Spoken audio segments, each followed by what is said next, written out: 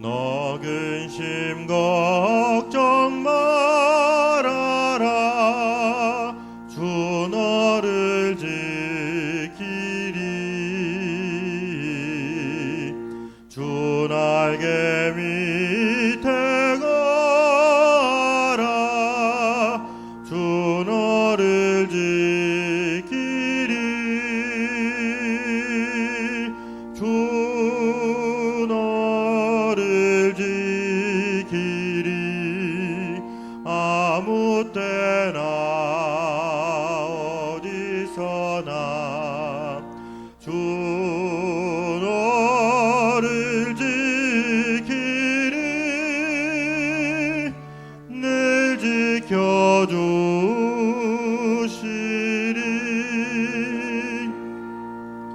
어려워 낙심될 때에 주 너를 지키리.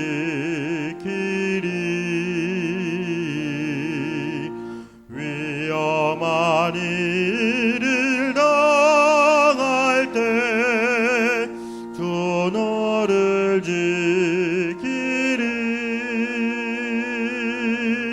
주 너를 지키리. 아무 때나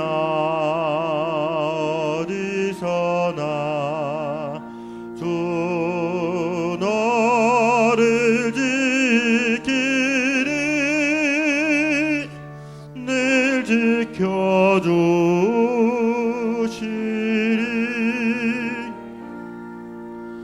너 쓸거 미리 아시고 주 너를 지키리.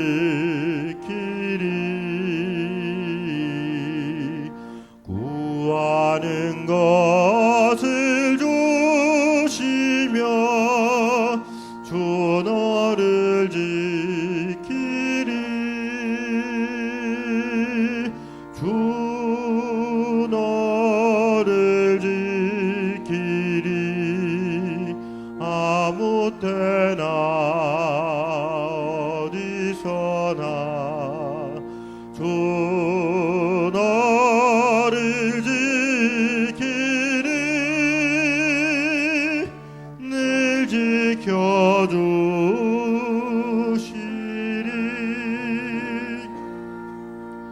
어려운 시험 당해도 주 너를 지키리.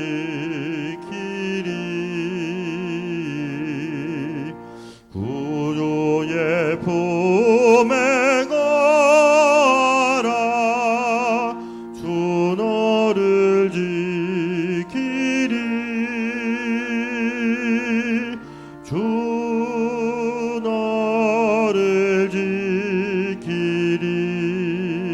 아무 때나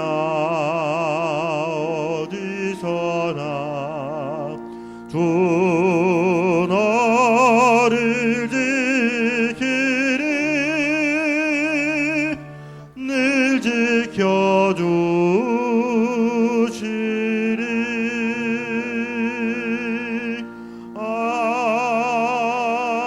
아멘.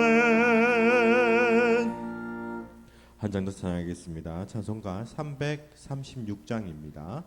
찬송가 336장입니다.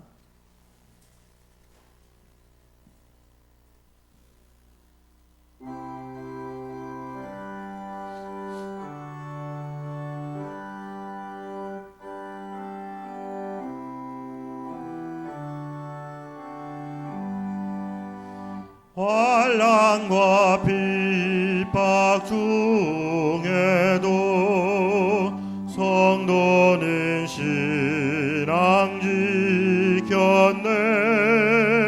이 신앙 생각할 때에 기쁨이 충만하도다. 성도의 신앙 따라서 죽도록 충성하겠네.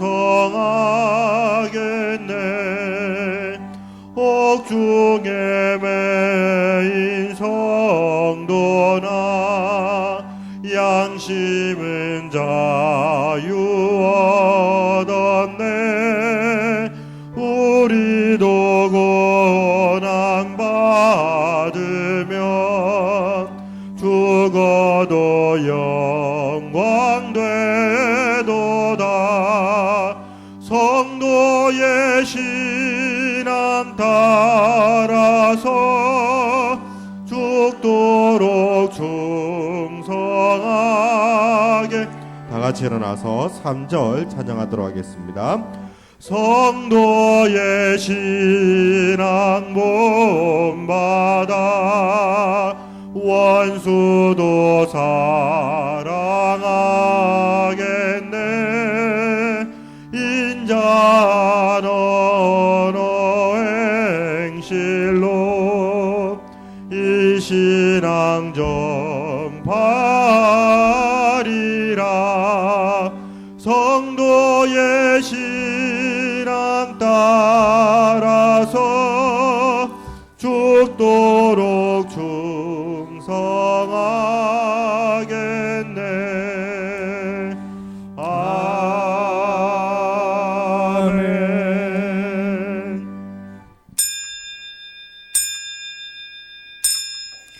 주께서 생명의 길을 내게 보이시리니 주의 앞에는 충만한 기쁨이 있고 주의 오른쪽에는 영원한 즐거움이 있나이다. 아멘.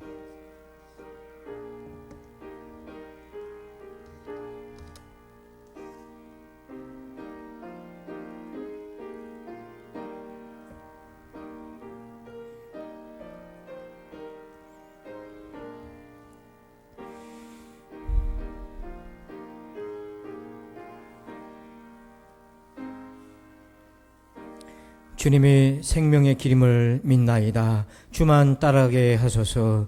주 안에서 기쁨을 찾으며 그 기쁨으로 충만케 하소서. 오늘 예배를 삼위일체 하나님께 드립니다. 영광을 받아 주옵소서. 예수님의 이름으로 기도합니다. 아멘. 찬송가 47장을 찬양드립니다.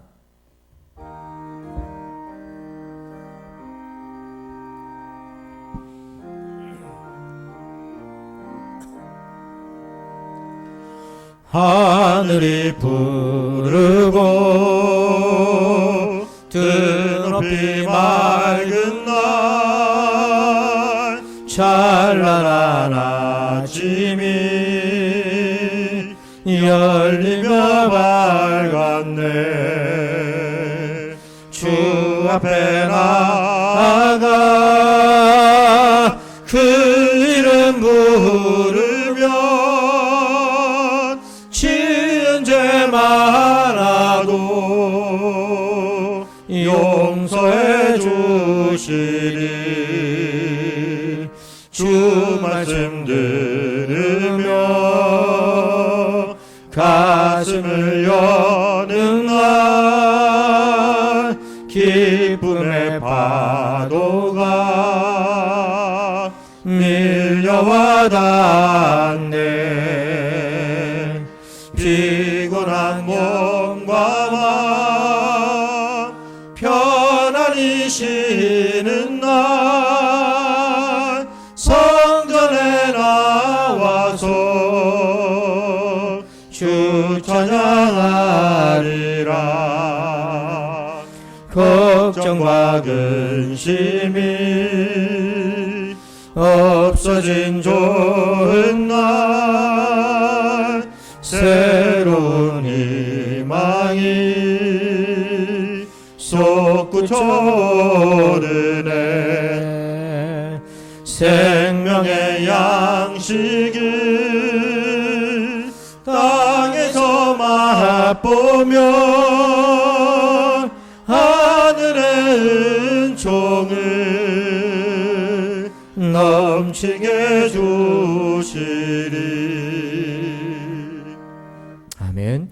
교독문 48번 시편 106편을 교독합니다. 여호와여, 주의 백성에게 베푸신 은혜로 나를 기억하시며 내가 주의 택하신 자가 형통함을 보고 주의 나라의 기쁨을 나누어 가지게 하사 우리가 우리의 조상들처럼 범죄하여 우리의 조상들이 애굽에 있을 때 주의 기이한 일들을 깨닫지 못하며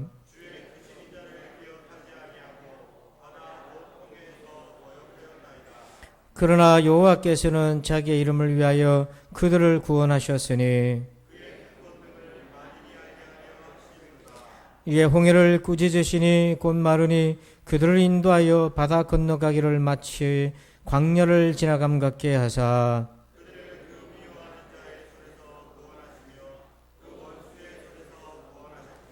그들의 대적들은 물로 덮으시며 그들 중에서 하나도 살아남지 못하였도다.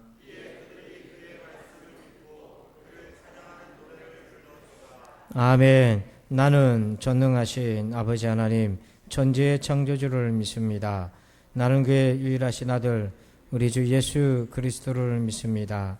그는 성령으로 잉태되어 동정녀 마리아에게서 나시고 본디오 빌라도에게 고난을 받아 십자가에 못 박혀 죽으시고 장사된 지 사흘 만에 죽은 자 가운데서 다시 살아나셨으며 하늘에 오르시어 전능하신 아버지 하나님 우편에 앉아 계시다가 거기로부터 살아있는 자와 죽은 자를 심판하러 오십니다. 나는 성령을 믿으며 거룩한 공교회와 성도의 교제와 죄를 용서받는 것과 몸의 부활과 영생을 믿습니다. 아멘. 다 함께 자리에 앉으셔서 함께 찬양합니다. 원하고 바라고 기도합니다. 찬양하겠습니다.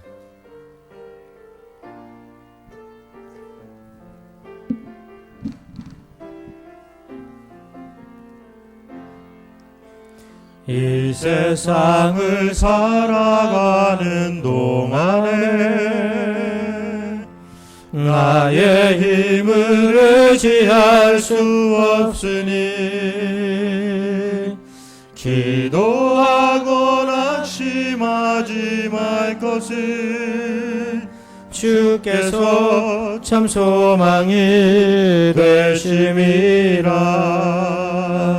하나님의 꿈이 나의 비전이 되고 예수님의 성품이 나의 인격이 되고 성령님의 권능이 나의 능력이 되길 원하고 바라고 기도합니다. 주의 길을 걸어가는 동안에 세상의 것 의지할 수 없으니 감사하고 낙심하지 말 것을 주께서 참 소망이 되심이라. 하나님의 꿈이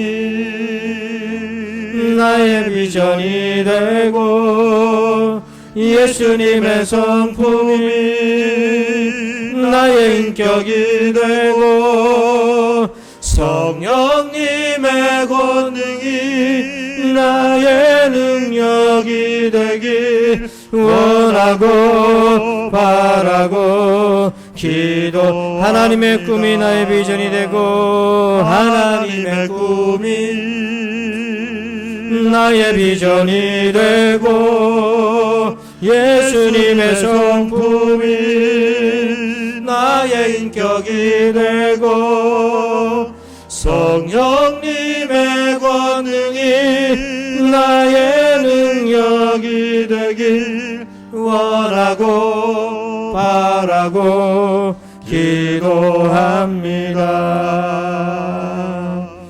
아멘. 이 시간에는 코로나19 해결을 위한 5가지 기도 제목을 읽고 합심해서 기도합니다. 겸손하고 또 겸손한 나라가 되게 하소서. 지금이 하나님의 심판의 때를 준비하는 기회로 삼게 하소서. 백신과 치료제를 개발해서 축복의 통로가 되게 하소서. 자녀들이 안전하게 학업할 수 있도록 지켜주소서. 성도들이 구원의 확신을 정립하는 기회가 되게 하소서. 아멘. 다 같이 기도 제목 가지고 기도합니다.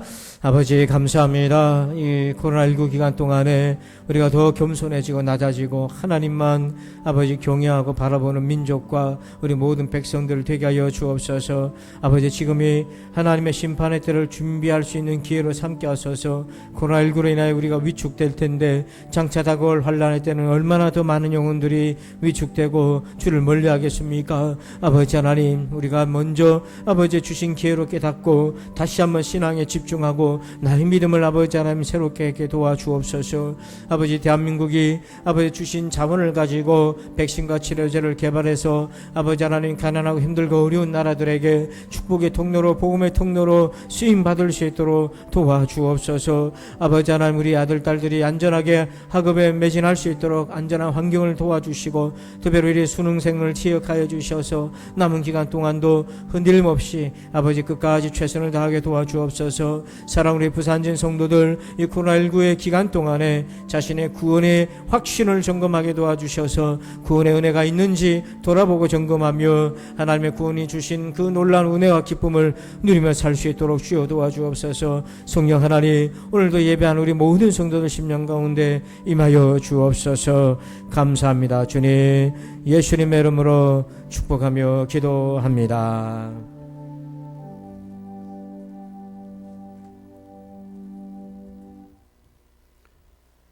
저희를 늘 한결같이 사랑하시는 아버지 하나님, 거룩한 날을 정하셔서 저희들을 불러주시고 바이러스로 인한 모임에 어려움이 상존하고 있지만은 이렇게 모이게 하시고 예배하게 하시니 감사합니다. 영광을 받으시기 합당하신 아버지 하나님, 찬양과 경배로 영광을 올리옵나이다. 우리 예배를 받아 주시옵소서. 아버지 하나님, 지난 한 주간을 살아오면서 전혀 예상하지도 못했던 여러 일들이 바이러스로 인하여 일어나는 것을 보면서 우리가 이때껏 살아온 것을 돌아봅니다. 하나님, 방역 지침 때문에 믿음에 이상이 없었는지, 우리 믿음이 과연 흔들림이 없었는지, 코로나 바이러스가 나의 믿음에 핑계거리가 되진 않았는지 돌아보게 하여 주시옵소서. 하나님, 또한 저희들이 생각과 말과 행동이 말씀에 비추어서 어긋난 것이 있었습니다. 아버지 하나님, 회개합니다. 저희들을 용서하여 주시옵소서. 아버지 하나님, 코로나 바이러스로 인한 어려움이 아직도 불안합니다. 하나님, 연구하는 과학자들에게 지혜를 주셔서 아버지 하나님, 백신과 치료제가 개발이 되게 도와주시옵소서. 하나님, 불안해하는 백성들을 돌보게 돌아봐 주시옵소서. 아버지 하나님, 또한 모든 교회 지도자들과 성도들이 세상의 빛과 소금 역할을 올바르게 하게 하여 주시옵소서. 하나님, 나라의 유증자들에게 하나님의 공의가 나타나게 하시옵소서. 아버지 하나님, 이곳에 늘 예배하는 저희 성도들을 지켜주시옵소서. 하나님, 베풀어 주신 은혜를 잊어버리는 자가 되지 않게 하시며 우리에게 간절한 마음을 주셔서 거듭나는 경험을 꼭 해야겠다는 간절한 마음을 허락하여 주시옵소서. 아버지 하나님, 어려운 시기에 성도들의 건강을 지켜주시옵소서. 하나님, 질병으로 경제적으로 어려운 가정들이 있습니다. 하나님, 문제를 기도하고 있습니다. 포기하거나 지치지 않게 도와주시옵소서. 하나님, 원하시는 시간에 해결이 되게 도와주시옵소서. 아버지 하나님, 오늘 이곳에서 예배하는 성도들을 지켜주시옵소서. 주님께서 부탁하신 땅끝까지 이르러 내 증인이 되려는 세상을 향해 말씀을 전하는 것을 잊어버리지 않게 하시며 세상의 빛과 소금 역할을 제대로 하게 도와주시옵소서. 거듭난 성도들이 점점 많아지게 하시며 아버지 예배 중에 성령님을 꼭 경험하게 도와주시옵소서. 아버지 하나님, 담임 목사님을 성령님께서 늘 지켜보호하여 주시옵소서. 하나님, 목사님 가정을 지켜주시며 자녀들의 앞날을 주님께서 인도하여 주시옵소서.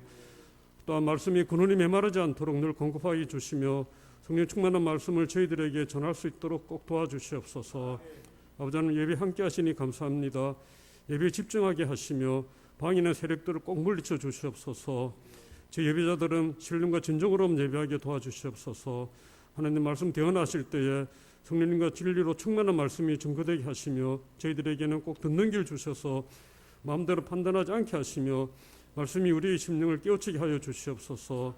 말씀 열매가 나타나게 하시며 말씀이 우리에게 적응하며 또한 이웃에게 전하는 하며 살아가는 저희들이 되게 하여 주시옵소서. 하나님, 예비일에 봉사하시는 안내와 반주자와 성가대 지휘자를 유로하여 주시옵소서. 하나님, 또한 휴가 업무 때문에 출타 중인 성도들이 있습니다. 어느 곳에 있든지 예배하는 성도들이 되게 도와주시옵소서. 아버지 하나님, 사단의 무리가 예배 침입하지 못하도록 도와주시옵시며 이 모든 말씀을 우리 주 예수님 이름으로 감사하고 기도드렸나이다. 아멘.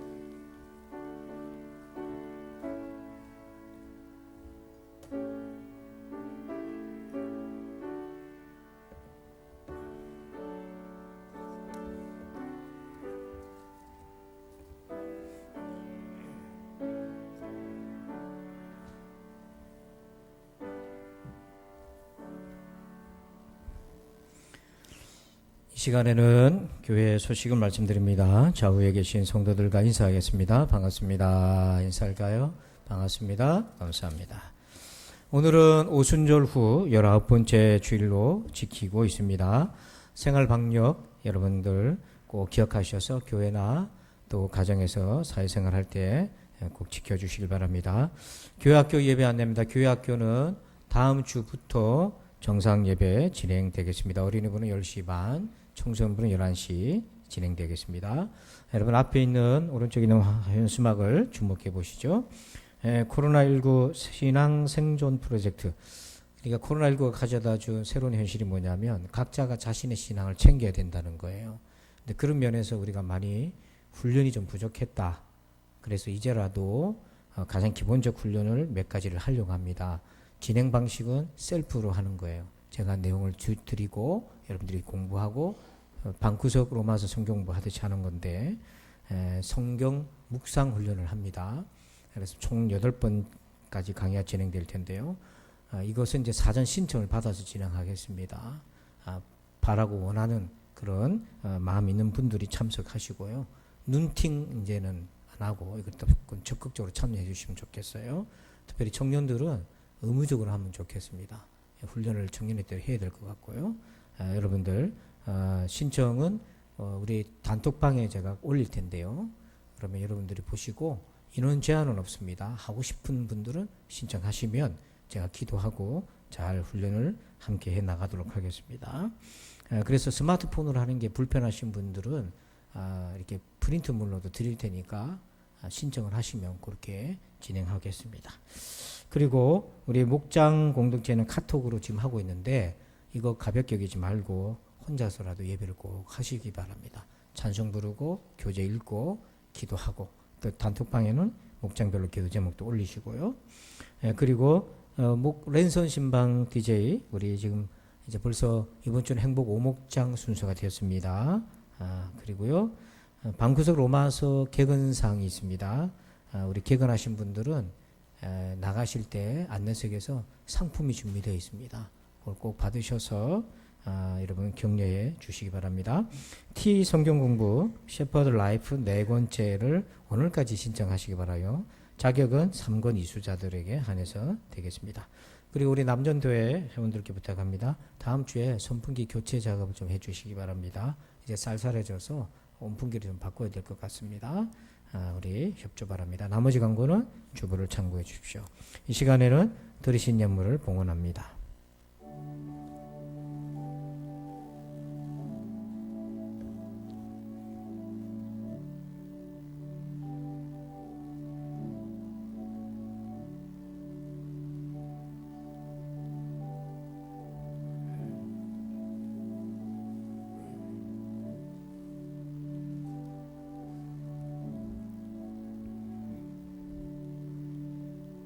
기도하겠습니다.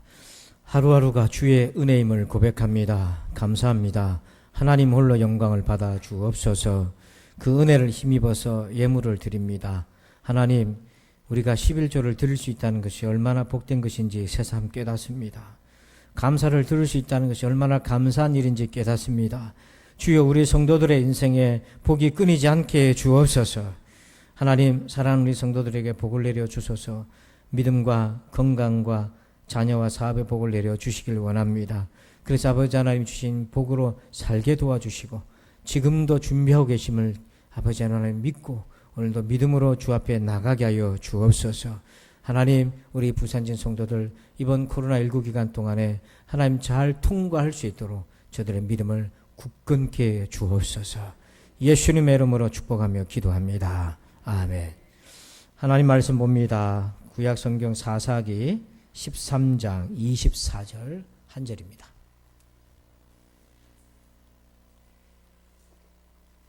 사사기 13장 24절 한 절만 보겠습니다.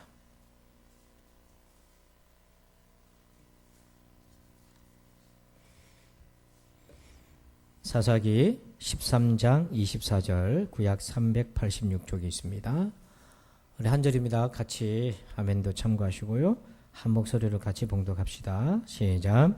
그 여인이 아들을 낳음에 그의 이름을 삼손이라 하시니라. 그 아이가 자라매 여호와께서 그에게 복을 주시더니. 아멘. 할렐루야. 오늘도 하나님의 은혜가 함께 하시기를 축복합니다. 오늘 혼돈 속의 길찾기 오늘 마지막 네 번째 시간인데요. 제목을 같이 한번 읽어보실까요? 시작. 자아와 하나님. 여러분 그리스 지역에 가면 아테네라는 나라 이름을 들어보셨죠? 근데 그 아테네는 초창기는요 굉장히 힘이 부족한 그런 작은 나라였어요. 그러다 보니까 거기에 지중해 쪽에 크레타, 우리 성경에는 갑돌이라고 나와 있어요. 크레타 섬나라의 지배를 받고 있었는데 그때 이 아테네를 세운 사람이 누구냐면 테세우스라고 하는 사람이었어요. 근데 이 아테네가 힘이 없다 보니까 크레타에 늘 지배를 받으면서 이 크레타 섬에는 어떤 신을 섬겼냐면 괴물 미노타우로스라고 하는 괴물의 소와 사자의 형상들을 골고루 이렇게 뒤섞여져 있는 괴물신을 섬기고 있었어요. 그래서 이 속국이 된 아테네가 9년마다 제물을 바쳐야 되는데 잘생긴 소년과 소녀 7명씩을 산제사로 제물을 드려야 되는 거예요. 이거 못할 짓이에요. 그래서 테세우스가 마음을 먹고 내가 이 괴물과 싸워서 이기겠다 하고 크레타 섬으로 갑니다. 그런데 그 동굴 안에 그 괴물이 사는데 가다가 동굴 안이 미로와 같아요. 길을 잃어버리고 싸우지도 못하고 죽는 사람 너무 많고요. 싸워도 이기지도 못하고 나오지도 못하는 그런 미로예요. 근데 그 앞에 뜻밖의 돕는 사람이 나타났는데 아리아드네라고 하는 공주가 도와줘요. 길을 잃지 않도록. 어떻게 도와주냐면 실타래를 주면서 이 실타래를 가지고 실을 풀면서 미로를 들어가면 길을 잃어버리지 않을 수 있다. 이렇게 조언을 합니다. 결국에는 이 테세우스가 괴물을 무너뜨리고 이제 승리를 하고 그 실타래의 도움을 인해서 이제 빠져나오게 되죠. 여러분 괴물은 뭘 상징하냐면 지금 우리를 위협하는 위험 요소를 상징하는 거예요. 두렵게 만드는 것들. 그리고 미로는 뭐냐면 그 두렵게 만드는 문제가 있는데 해결할 방법이 없어요. 방법을 못 찾아요. 혼돈스럽잖아요. 그걸 미로로 표현한 거예요. 그렇지만 그 미로 속에서 길을 잃지 않도록 만드는 실타래는 뭔가? 오늘 혼돈 속에 길을 찾게 만드는 실타래가 있는데 그 실타래 역할을 우리에게 하는 게 뭐냐면 하나님의 말씀이라고 하는 것입니다. 그래서 성도들은 이 혼돈의 시대는 하나님의 말씀으로 돌아와야 됩니다. 사사시대가 성경의 가장 혼돈 시대였던 시절인데 그때 보니까 어떻게 사람들이 질서를 영혼의 질서를 찾았나 그 주제를 가지고 한 달간 살펴봤는데요. 오늘 마지막 시간 우리가 어떻게 이 혼돈스러운 세상에서 영혼의 질서를 찾을 수 있을까? 주님이 네 번째 주신 답을 한번 봅시다. 우리 사사기 13장 24절 같이 읽습니다. 시작. 그 여인이 아들을 낳음에 그의 이름을 삼손이라 하니라. 그 아이가 자라매 여호와께서 그에게 복을 주시더니. 아멘. 하나님이 삼손을 통해서 마지막으로 우리에게 영혼을 찾는 영혼의 질서를 찾는 방법을 말씀해 주시는데요. 삼손은 한 개인으로도 볼 수 있지만 사사기에 여러 사람이 등장하는 중에 한 명으로 볼 수 있지만 이스라엘 전체를 대표하는 인물로도 볼 수 있어요. 왜냐하면 삼손의 행적을 보면 사사기에 나타난 이스라엘 백성들의 행적이 그대로 나타나요. 삼손은 처음에 하나님의 선택을 받았습니다. 그리고는 이제 복을 받고 블레셋을 물리쳐서 구원하는 길을 걷게 되는데 그러다가 타락을 하게 돼요. 들릴라에 넘어지고 타락하다가 그리고 블레셋에 붙잡혀서 고통을 당하다가 회개하고 마지막에 하나님이 그에게 힘을 주셔서 구원해 주셔서 다시 하나님께 영광을 돌리는 인생을 삽니다. 그런데 이 패턴이 사사기 전체 패턴과 동일합니다. 하나님이 사사기에 나타난 이스라엘 백성들에게 선택하고 복을 주셨는데 이들이 이방신을 섬기고 타락해다가 전쟁에 넘어지면서 고통을 당하고 더 이상 못 견디니까 회개하니까 하나님의 사사를 보내서 건져주시고 이 사이클이 이 순환이 사사기에 나타납니다. 그러니까 삼손의 생애는 사사기의 축약판인 거예요. 그러면 선택받고 복받았으면 끝까지 잘 살면 좋은데 왜 이렇게 타락하고 자꾸 어긋나게 되는가? 삼손도 하나님이 선택해서 보내준 생명인데 끝까지 잘하면 좋은데 왜 중간에 타락하고 고통에 빠지게 됐나? 우리의 인생이 정말 영적 질서를 찾는 키워드가 뭔가? 마지막 네 번째 하나님이 우리에게 키워드를 발견하게 하시는데요. 자, 우리 사사기 16장 30절입니다. 읽습니다. 삼손이 이르되 블레셋 사람과 함께 죽기를 원하노라 하고 힘을 다하여 몸을 굽히매 그 집이 곧 무너져 그 안에 있는 모든 방백들과 온 백성에게 덮이니 삼손이 죽을 때에 죽인 자가 살았을 때 죽인 자보다 더 많았더라. 아멘. 30절 앞에 보니까 키워드가 뭐냐면 삼손이 죽기를 원했다 그러잖아요. 이걸 우리에게 적용하면 자아의 죽음인 거예요. 그래서 30절 끝에 보니까 삼손이 죽을 때에 죽인 자가, 그러니까 자기 자아가 죽을 때에 하나님의 영광을 더 드러냈다는 거죠. 자기 자아가 살아났을 때보다 더 많았다는 말이 자기 자아가 죽는 만큼 하나님의 영광을 드러났더라는 거예요. 그러니까 여러분, 삼손의 자아의 죽음이 그의 인생의 키워드요, 사사기의 키워드입니다. 그래서 사사기 전체는 자아와 하나님 간의 힘겨루기가 나타나는 거예요. 그래서 우리의 자아가 살아나는가 죽어가는가 이것에 따라서, 하나님이 살아나는가 죽어가는가 이것에 따라서 다르다는 겁니다. 그래서 우리가 표를 한번 보면 자아와 하나님 관계에서 자아가 더 득세하면 영혼의 혼돈이 찾아와요. 무질서가 찾아와요. 하지만 내 자아보다 하나님이 더 커지고 충만하게 되면 영적인 질서가 잡혀요. 아무리 혼돈스러워도. 그러니까 여러분, 상황이 우리를 혼돈으로 집어넣는 것 같지만 실제로는 우리의 내면이 그렇게 빠져들게 한다는 겁니다. 그래서 삼손이 이런 변화의 길을 걷는데 삼손 인생의 초중반까지는요, 자아보다는 하나님이 더 충만했어요. 자, 우리가 사사기 13장 25절 보면 소라와 에스다올 사이에 마하네단에서 여호와의 영이 그를 움직이기 시작하셨더라. 삼손이 초창기에 보니까 하나님의 영이 그를 움직이기 시작했다. 그러니까 여러분, 동기, 행동하게 되는 근원이 자아가 아니라 하나님의 성령께서 그를 움직였다는 거예요. 그러니까 삼손은 성령의 사람으로 살았다는 겁니다. 성령 충만했다는 거예요. 그만큼 삼손의 자아는 겸손했다는 거예요. 그래서 이 패턴이 초반기, 중반기까지 나타납니다. 제가 사사기 14장 6절을 보니까 여호와의 영이 삼손에게 강하게 임하니, 여기 보니까 삼손에게 성령께서 강하게 임했다 이렇게 되어 있는데, 여호와의 영이 강하게 임했다 이 말은 그만큼 삼손이 겸손했다는 거예요. 그리고 그만큼 삼손이 하나님의 성령에 순종했고 낮은 겸손 가운데 있었다는 거죠. 그래서 성령이 강하게 역사했다는 것은 그의 자아는 죽고 하나님의 영이 역사하고 충만했다는 겁니다. 그리고 19절에 보니까 여호와 영이 삼손에게 갑자기 임하심에, 갑자기 성령께서 임하셨는데 삼손은요 그것을 거부하지 않았어요. 갑자기 임해도 언제든지 받아들일 수 있는 수용적인 온유한 상태가 있었어요. 우리는 성령께서 우리에게 사인을 주시고 우리에게 감동 주실 때 우리 거부할 때 얼마나 많습니까? 그러나 삼손은 갑자기 그런 감동이 와도 그의 여건이, 처지가, 형편이 어떠하든지 순종했고요. 또 15장 14절 보니까 삼손이 레이의 이름에 블레셋 사람들이 그에게로 마주 나가며 소리 지를 때 여호와 영이 삼손에게 갑자기 임하시매, 그 순간에도 하나님의 영이 갑자기 임하셨어요. 그럼에도 불구하고 그것이 그에게는 낯설지 않았다는 거예요. 어색하지 않았어요. 그것에 그는 늘 준비되어 있었던 사람이었던 거죠. 여러분들도 이렇게 되기를 축복합니다. 그런데 이렇게 자아가 아니라 하나님이 더 충만했던 삼손이 무너지기 시작해요. 끝까지 못 가고 깨지기 시작해요. 다시 말해 하나님보다는 자아가 더 크기 시작하는데, 자, 사사기 16장 1절에 보니까 삼손이 가사에 가서 거기서 한 기생을 보고 그에게로 들어갔더니, 가사는요 블레셋 지역의 마을입니다. 거기에 들어갔어요. 원수가 지배하는 영역으로 갔어요. 얼마나 교만했습니까? 그곳에 있는 기생집에 들어갔다고요. 하나님보다는 자신의 자아와 욕망이 더 커지기 시작한 거예요. 그걸 채우기를 원했던 거죠. 이것은 일시적이라고도 볼 수 있지만 4절에 가보니까 이후에 삼손이 소렛 골짜기 들릴라라 이름하는 여인을 사랑하며 이제는 일시적인 욕망이 아니라 아예 거기에 붙잡히게 됩니다.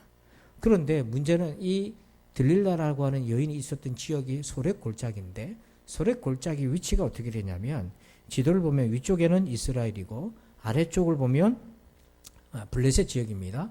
소렛 골짜기는 바로 그 경계선인 거예요. 그러니까 들릴라는 블레셋 성량과 영향권 아래에 있던 여성인데 그 경계선을 위험하게 삼손이 드나들었던 겁니다. 혼돈의 상황에 자기 발로 들어갔던 거예요. 그리고 들릴라는 블레셋의 사주를 받고 삼손을 배신해서 돈 받고 삼손을 배신해서 넘기게 되잖아요. 그러다가 삼손이 결정적으로 자아로 완전히 뒤덮이게 된 사건이 있어요. 순간이 옵니다.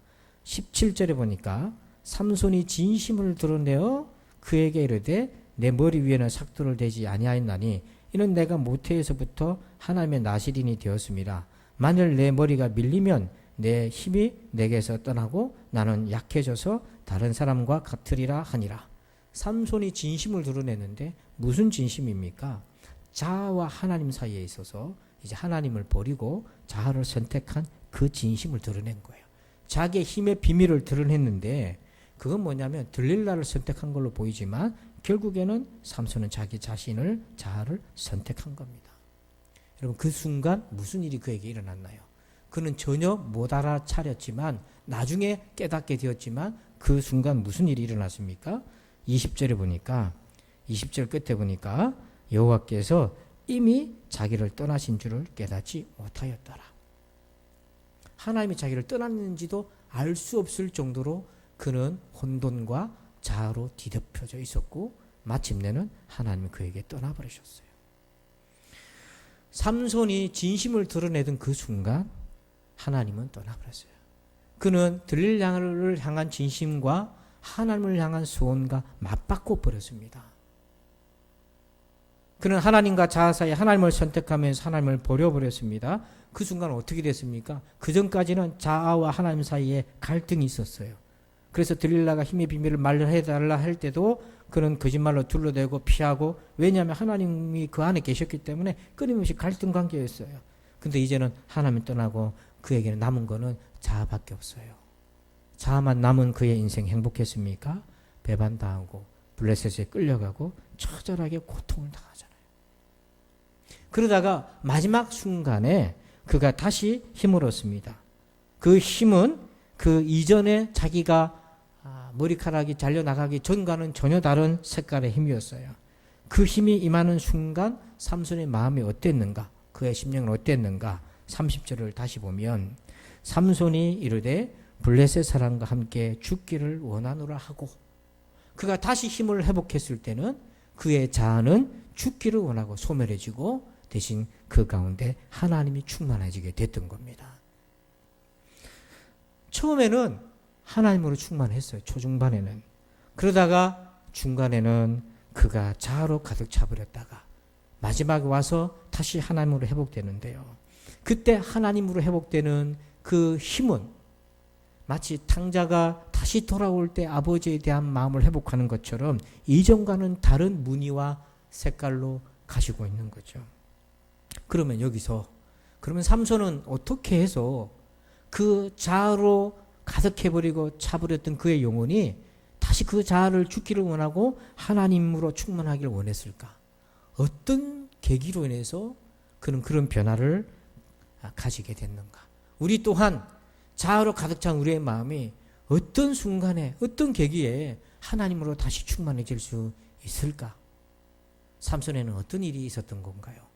그가 자아를 버리고 하나님을 선택하게 되고 충만하게 된 세 가지 순간이 찾아옵니다. 첫 번째 순간이 이것입니다. 제목을 한번 읽어봅시다. 시작. 눈을 읽고 영안을 얻음. 자, 21절 읽습니다. 블레셋 사람들이 그를 붙잡아 그의 눈을 빼고 끌고 가사에 데려가 놋줄로 매고 그에게 옥에서 맷돌을 돌리게 하였더라. 아멘. 맨 먼저 블레셋 사람들이 삼손을 붙잡아서 한 것이 무엇입니까? 그의 눈을 두 눈을 빼버렸어요.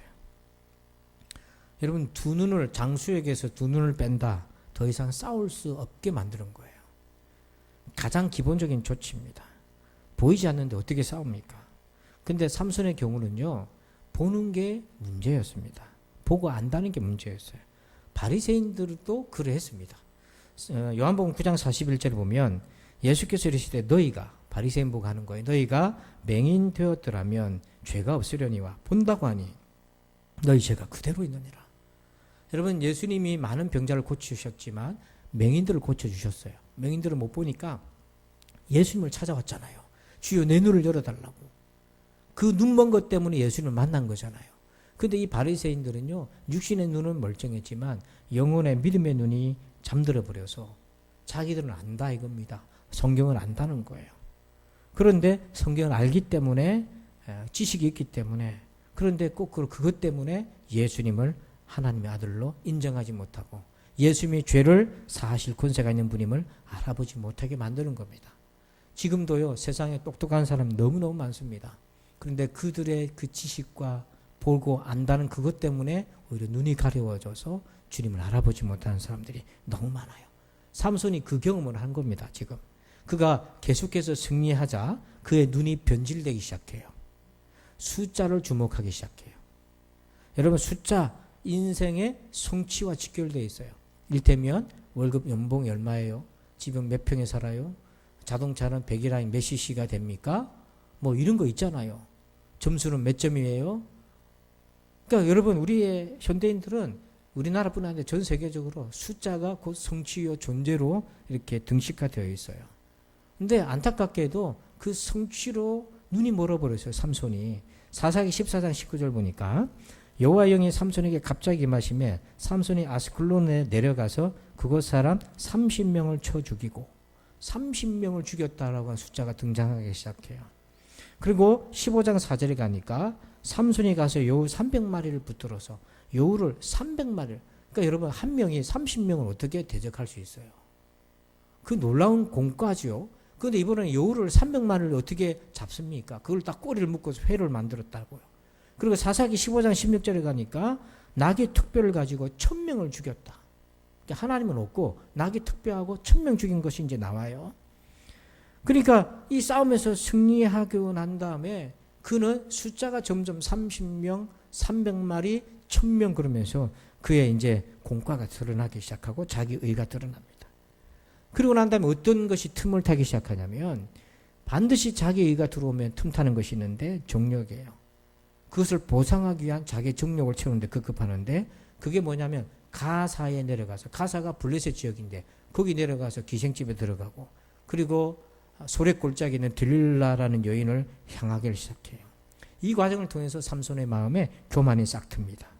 그래서 하나님은 점점 밀려가고 자기만 남습니다. 자아만 남게 되는 거예요. 그랬는데 그 두 눈이 뽑혀버렸어요. 더 이상 볼 수가 없어요. 외부를 보는 바깥을 보는 시력을 잃었어요. 그러자 어떤 일이 생기냐면 내면을 돌아보는 시력을 갖게 돼요. 사람은 고난이 오고 시련이 오면 자기를 돌아보게 됩니다. 이것이 멸망당하는 짐승과 다른 관점이 가진 인간의 능력이에요. 내면을 돌아봐요.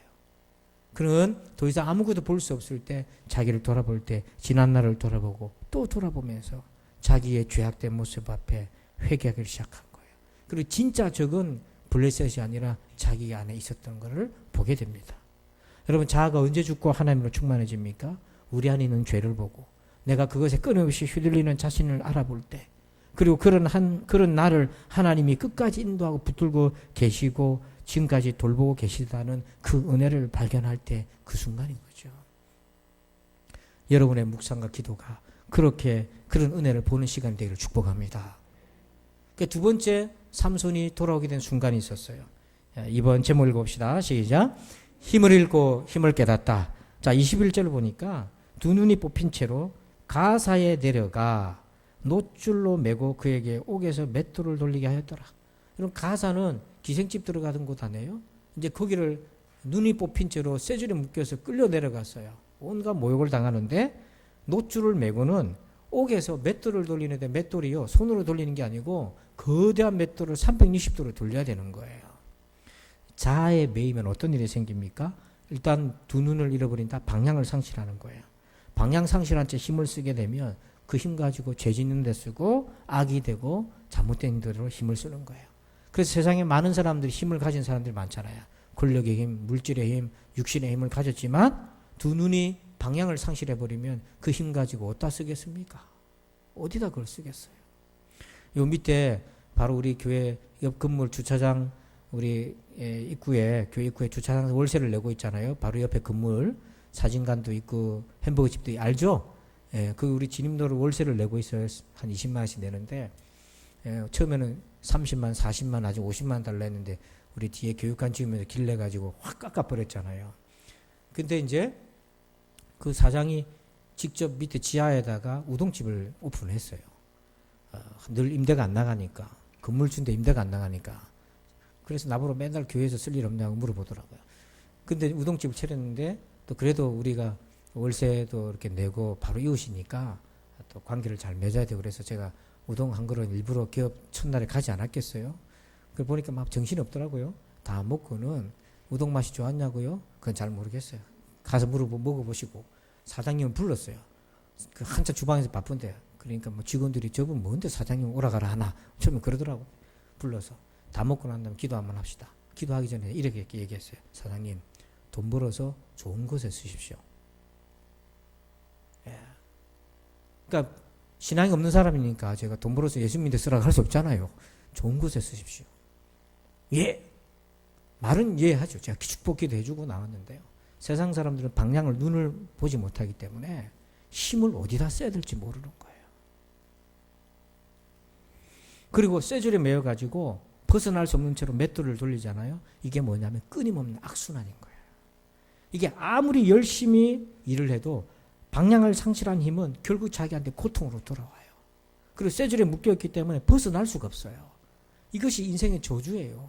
악순환인데 벗어날 수가 없는 거야. 힘을 쓰면 쓸수록 기쁨이 없고 허무하고 굴욕만 삼손이 안게 되는 거야. 그가 쇠줄에 묶여서 두 눈을 잃어버린 채 힘을 써서 아무리 맷돌을 돌려반들 그에게 돌아온 것은 상처요 고통뿐인 거예요. 그래서 철저한 무기력에 삼손이 빠져요. 이게 뭐냐면 하나님을 떠난 인간이 부딪히는 현실이 뭐냐면 영혼의 무력함과 무의미. 그래서 자아로 가득 차 있을 때 찾아오는 것이 이런 상태예요. 자, 로마서 8장 7절 읽어봅시다. 시작. 육신의 생각은 하나님과 원수가 되나니 이는 하나님의 법에 굴복하지 아니할 뿐 아니라 할 수도 없음이라. 아멘. 여러분 할 수 없다. 뭘 할 수 없나? 하나님의 말씀은 참 좋은 말씀인데 그 말씀을 내게 적용해서 순종하려니까 안 되더라. 이게 바로 영적 무기력인 거예요. 그러니까 여러분 삼손이 하나님을 몰라요? 알잖아요. 우리가 하나님을 모릅니까? 알잖아요. 성경을 모릅니까? 알잖아요. 그런데 여러분 알지만 그 말씀에 부합하게끔 순종하며 살 수가 없어요. 왜? 우리 안에는 무기력이 존재한다는 거예요. 자아가 득세할수록 우리는 외식으로 가까이 가게 되고 경건의 모양만 가지게 돼요. 우리 안에 자아가 득세할수록. 근데 그런 때에 삼손이 각성한 겁니다. 내 힘이 아니라 이게 하나님의 것이었다는 거예요. 그래서 자아가 득세하면요 성과는 있어요. 근데 기쁨과 감사가 없어요. 기쁨과 감사가 없어요. 영광이 없어요. 어디다 돌릴 데가 없어요. 세 번째로 삼손이 돌아오게 된 순간이 이것입니다. 우리 제목 읽어봅시다. 시작. 사명을 읽고 사명을 옳다. 자, 28절 한번 읽습니다. 시작. 삼손이 여호와께 부르짖으되 주 여호와여 구함나니 나를 생각하옵소서. 하나님이여 구함나니 이번만 나를 강하게 하사 나의 두 눈을 뺀 블레셋 사람에게 원수를 단번에 갚게 하옵소서 하고. 아멘. 마지막 죽을 순간에 28절 끝에 보니까 삼손이 원수를 단번에 갚게 하소서 이렇게 얘기하잖아요. 여기서 원수는요 개인적 보복이 아닙니다. 이 원수라는 단어의 의미는 뭐냐면 바로 이거는 사명을 얘기하는 거예요. 삼손이 왜 태어났습니까? 삼손의 부모님은 본래 삼손의 엄마는 잉태할 수 없는 결함을 가진 몸이었어요. 근데 하나님이 임하셔서 그의 태의 문을 열어주시고 아들 주신다 하고 그래서 삼손을 보내주셨어요. 그리고 어떻게 기를 것까지 양육까지 다 정해줬어요. 왜 그렇습니까? 그가 사명을 가지고 있었기 때문이에요. 20절 보니까 이렇게 얘기해요. 블레셋 사람의 때에 삼손이 이스라엘의 사사로 20년 동안 지냈더라. 여기 사사는요, 재판관 또는 장군, 싸움을 나서는 장군, 이런 두 가지 의미가 섞여 있어요. 왕을 대신하는 자리예요. 그러니까 하나님이 삼손을 태어나게 하셨던 목적이 뭐냐면, 그를 부르신 목적, 출생의 목적, 그에게 주신 사명이 뭐냐면 이스라엘의 사사로서, 재판관과 그리고 군대 장관으로서 백성을 하나님의 말씀으로 지도하고 전쟁에 앞서서 싸우면서 블레셋으로부터, 다른 가나안 족속으로부터 이 나라를 지키라는 것이 그의 사명이었는데, 이걸 위해서 삼손을 보냈는데, 근데 삼손이 자아가 득세하는 순간 그 사명을 잃어버리는 거예요. 망각하는 것이 아니라 둔해지기 시작하는 거예요. 처음에는 사명이 충만했을 때는요, 얼마나 여호와의 영에 힘입어서 싸웠습니까? 근데 그의 자아가 득세하는 그 순간부터 사명은 제껴두고 가사로 내려가고 들릴라를 찾기 시작하고, 그 국경 경계선 혼돈의 자리로 해서 자기 발로 그냥 가사와 소렉 골짜기로 내려가지 않나요? 그게 뭐냐면 머리로는 사명이 있었지만 가슴에는 그게 식어버렸어요. 그러니까 여러분, 자아로 득세되면 사명을 잃어버려요. 근데 우리의 자아가 겸손해지고 언제 주님으로 충만해지는가? 사명을 명확하게 할 때입니다. 사명을 명확하게 할 때예요. 여러분, 사명은 잘 들으세요. 달란트가 아닙니다. 사명은 재주가 아니고요, 정체성입니다. 사명을 잃어버린다는 것은 나의 정체성을 잃어버린다는 거예요. 그러면 그때부터는 자아가 득세해요. 그래서 여러분, 사명을 잃어버린 사람, 자기 정체성을 잃어버린 사람의 삶은 방황과 방랑과 무의미 속에 빠져버립니다. 그런데 사명이 바로 서잖아요. 그러면 내면의 정체성도 명확해지고요. 그럼 우리의 영혼이 가장 적합한 상태로 질서를 딱 잡습니다. 균형을 딱 잡아요. 제가 여러분들에게 추천하고 싶은 책이 하나 있는데, 두 번째 산이라는 책이 있어요. 여러분, 이건 꼭 한번 읽어보면 좋겠어요. 데이빗 브룩스라는 분이 썼는데요. 물론 미국에서 뭐 베스트셀러긴 하지만 이분은 크리스찬으로서 일반인 대상을 쓴 책이지만 내용에는 성경 얘기도 많이 나오고요. 두 번째 산이 뭔가 그건 읽어봐야 알 것이고, 그 안에 어떤 내용이 나오냐면 사명에 관한 내용이 나와요. 자, 이 부분을 제가 한번 읽어드릴게요. 잘 주목해서 들어보세요. 어떤 쟁점이 자기 정체성과 덜 부합할 때, 예를 들어 어려운 사람들을 돕는 일을 내가 더 많이 해야 하는 게 맞지만 나로서는 감당하기가 너무 힘들어 하거나 도무지 시간을 낼 수 없어와 같은 생각을 하게 되는 것이다. 자, 이게 무슨 말이냐면, 가난한 사람 돕는 거 좋은 일이잖아요.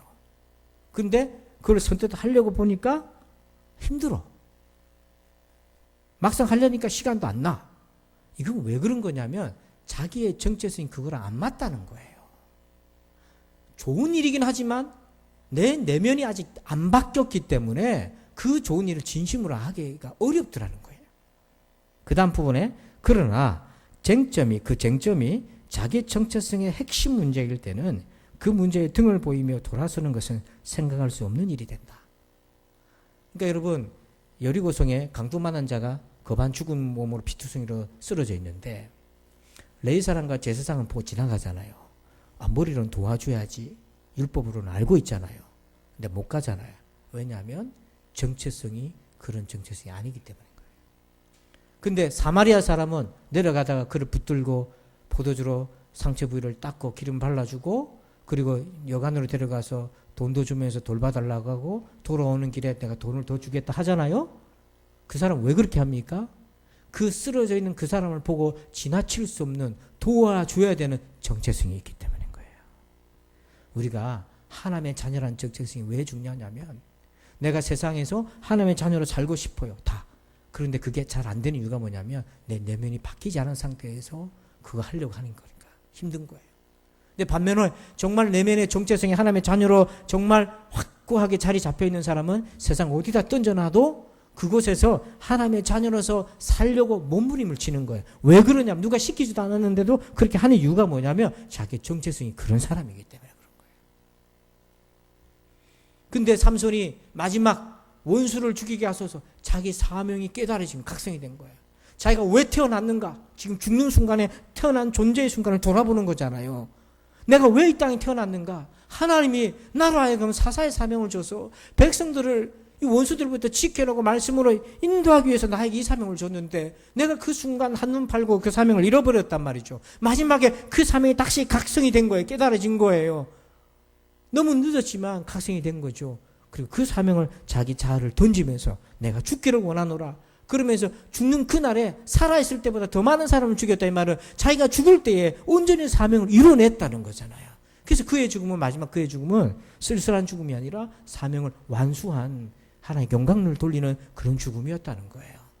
여러분, 우리도 그런 죽음을 맞이하시기를 축복합니다. 그래서 마침내 삼손은 많은 방황 끝에 그의 내면의 질서가 굳건해졌어요. 그렇다면 여러분, 오늘 우리의 모습은 어떻습니까? 자아와 하나님, 이 사이에 여러분의 지금 현재 마음에서 자아와 하나님 사이에 무엇이 더 가득 차 있습니까? 자아입니까? 하나님입니까?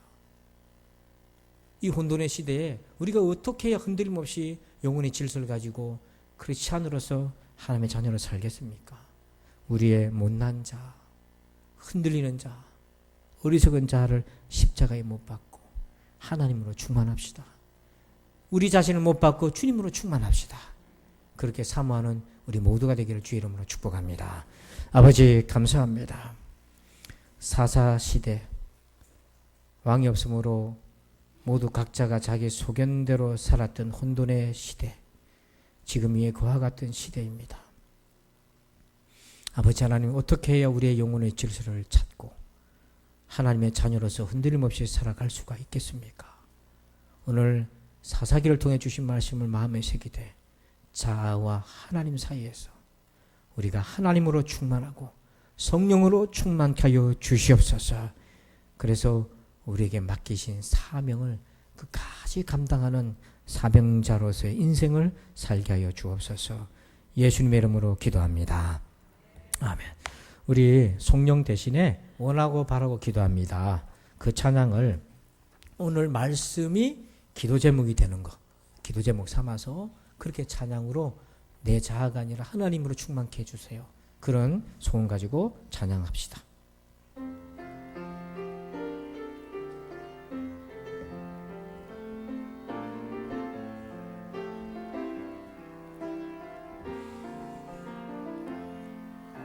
이 세상을 살아가는 동안에 나의 힘을 의지할 수 없으니 기도하고 낙심하지 말 것을 주께서 참 소망이 되심이라. 하나님의 꿈이 나의 비전이 되고 예수님의 성품이 나의 인격이 되고 성령님의 권능이 나의 능력이 되길 원하고 바라고 기도합니다. 주의 길을 걸어가는 동안에 세상의 것 의지할 수 없으니 감사하고 낙심하지 말 것을 주께서 참 기쁨이 되심이라. 하나님의 꿈이 나의 비전이 되고 예수님의 성품이 나의 인격이 되고 성령님의 권능이 나의 능력이 되길 원하고 바라고 기도합니다. 원하고 바라고 원하고 바라고 기도합니다. 우리 시간 추억에 맞춰서 한번 결단하며 기도합시다. 하나님 원하고 바라고 기도합니다. 오늘 자아가 아니라 하나님으로 충만하기를 원합니다. 삼손의 마지막 모습처럼 오늘을 내가 살아가기를 원합니다. 주여 내가 죽기를 원합니다. 하나님으로 충만하기를 원합니다. 하나님 이 제목까지 우리 합심해서 우리 잠깐 기도하겠습니다. 아버지 하나님 감사합니다. 오늘 아버지 삼손의 마지막 장면처럼 내 인생 그렇게 살게 하여 주옵소서. 아버지 하나님 내가 죽기를 원하나이다. 내 자아가 죽기를 원합니다. 육신의 생각이 죽기를 원합니다. 나의 정욕이 죽기를 원합니다. 아버지 하나님 나의 성취가 죽기를 원하며 나의 의가 죽기를 원하고 하나님의 의가 충만하기를 원하며 하나님의 영광이 충만하기를 원하며 주의 아버지 하나님 도우심이 충만하게 원하며 성령이 충만하게 원하며 말씀으로 충만하게 원하며 기도로 충만하게 원하며 찬양으로 충만하기를 원합니다. 이 혼돈스러운 세상에 내 자아에 기울어져서 혼돈으로 빠져가고 어리석은 길로 가지 않게 하시고 오직 하나님으로 충만케 하여 주옵소서. 오 주여 우리를 긍휼히 여겨 주옵소서. 아버지 우리를 불쌍히 여겨 주옵소서.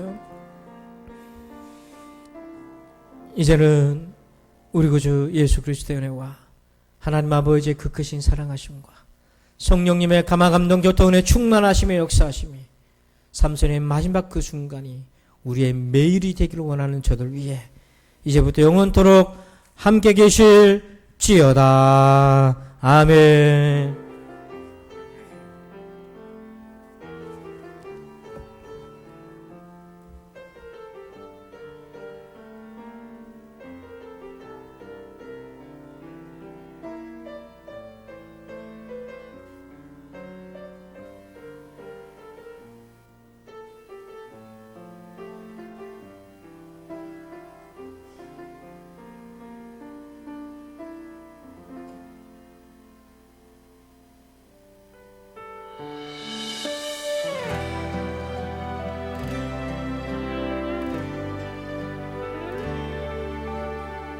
내 백성이 나를 떠나 돌아섰지만